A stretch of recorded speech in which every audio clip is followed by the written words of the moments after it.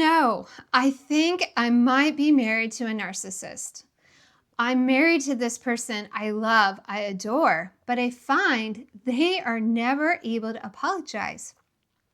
They have swings in emotion. They blame others for everything. They act like a victim to the world.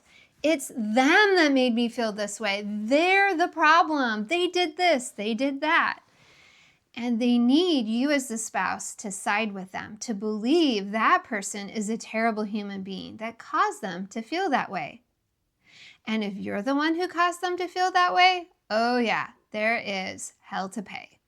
You're going to need to apologize. You're going to need to take ownership for their feelings and all of the upset that they're feeling. You might find yourself in the doghouse. I know that you love this person, and I know that you would love to see them find healing, find hope, and for the two of you to be able to find a peaceful and joyful place to work together. However, they're a narcissist. They believe that other people are the problem. That makes it hard for them to want to face their feelings in counseling. A lot of times they don't believe they need it. And if you do drag them into counseling, they're going to, at the first opportunity that the counselor tries to encourage them to look at things from different perspectives and own their feelings and own their part in it, they're probably going to get offended and jump out of counseling as quick as they can. However, you are the one married to them and you care about them. And you want to find ways to make this work. So you're the one who's going to need to know that their narcissistic tendencies, those are protective mechanisms. Somewhere, maybe in childhood, even very young in childhood, they had experiences with a parent who is angry and volatile, punishing, made them kind of avoid and want to push away and blame that this other person is the problem. And while they did that, it helped them hold on to a piece of themselves in a safe way. And it became a tool that they've used over and over in their life. And it helps them feel okay in a broken world. And that's hard on your relationship. There are what I like to call like two ends of the narcissistic spectrum. I was a young person when Bill Clinton was president, and that is a level of narcissism. I'm not the problem. I'm amazingly charismatic. Everybody loves me, and rules are for other people. If I can get away with it, the rules don't really apply to me. So that's the one end of the narcissistic spectrum. And the other end is what I call the victim. They're the person who maybe has had a lot of trauma and a lot of brokenness, and they're just the victim. It's always somebody else's fault. They did it. They caused it. They made me feel this way. They made me explode. That safety of always being the victim is safe for them. And then there's lots of other kinds of narcissism, and they all kind of fall in a spectrum.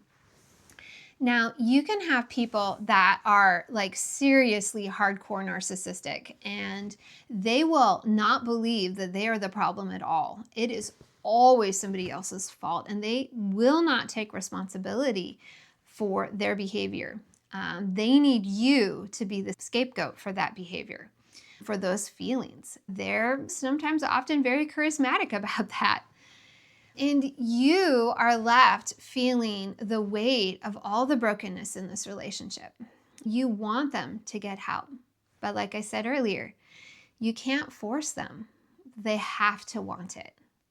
And you may have to strengthen your boundaries, strengthen the way that you hold yourself, and not own what they're trying to sell you. So you might need counseling to do that, to help you walk with strength and love a broken person, because we're all broken in one way or another, some more degrees than others. Now, there's a lot of people who are not at the end of the narcissistic spectrum. They may just have tendencies in that direction. They may at times still be able to come back and apologize and own a little bit of what they do. But when they feel their reactions rising, they tend to go in that direction.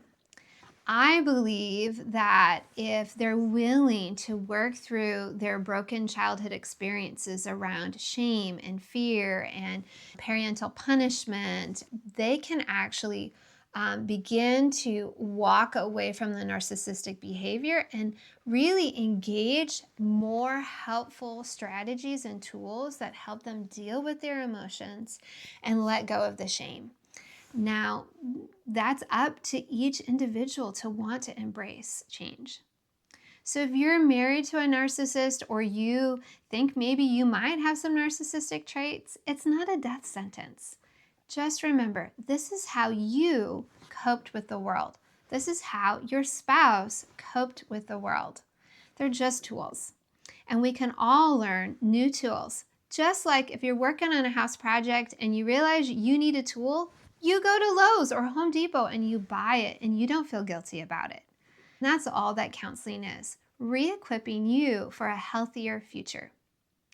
Now, you can get to know me by watching more of my videos on my YouTube channel, or you can also check me out on my website, melissajkelly.com, where I have my twice monthly workshops to help you transform your relationships by looking at your reactions and reprogramming your brain and maybe embracing a little faith with that. Or you can choose risinghope-counseling.com, and that's my full counseling services. I can't wait to meet you and walk with you on your journey of healing. You are in the driver's seat in this change process. Go ahead and like and subscribe, and I'll see you soon in my next video.